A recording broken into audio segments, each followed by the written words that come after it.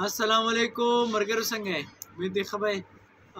ملګرو نن ناست یو کالج کې افري ټایم دی کلاس ختم شو نو صدیق صاحب سره ناست یو دوی به راته نن یو سټوري بیانوي نو راځئ چې د ده کهاني واورو. السلام علیکم ملګرو څنګه یې؟ امید لرم چې ښه به یې الله مو ښه ساته. یو عبرتناکه کیسه درته کومه. وزیره د یو سړی و د هغه 3 زامن وو که نه 3 زامن یې وو داسې بنګله یې جوړه کړې وه 3 زامن یې راغونډ کړه چې کله مړ کېدو نصیحت یې ورته وکړو چې تاسو ته د دې کور د لاندې ما خزانه خښه کړي او که تاسو زه مړ شم نو هغه کور وران کړئ او خزانه راوباسئ ستاسو به هم په کار راشي ستاسو د راتلونکي نسل به هم ډېر په کار راشي. دا نصیحت و د هغه که نه.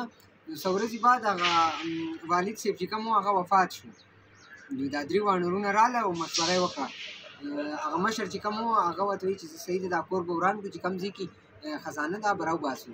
نو دا هغه وخت چې کوم دغه سامان مامان یې راوړی کور یې وران کړی دی چې کور یې وران کړی دی که نه نو د هغې نه بعد دوی دا ځمکه راکنلې ده په هغې کې یو صندوق پروت و دوی وایي چې بس یاره دا خو ډېره غټه خزانه مونږ ته دې کې خو به ډېرې پیسې او سره زر به یې پکې د شپې ټول ناست یاره هغه بکس کولاو کړو که نه بکس یې کولاو کړو په هغې کې چې کور یې وران کړو د هغې د لاندې که نه بس یاره ټول هغه بکس یې کولاو کړو چې کولاو په هغې کې یو پرچي وه په پرچي لیکلي وایي که تاسو نران یې ځان له داسې کور جوړ کړئ وایي دا خو وایي ما په ډېره سخته جوړ کړی وو که تاسو نران یې ځان له داسې کور جوړ کړئ بیا مطلب دا چې موږ د والدین احترام په هر ځای کې کول پکار دي. د هغو پیسو باندې موږ لوبې کول کړو هغو احترام کول پکار دي.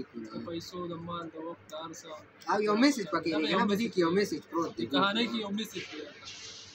والسلام.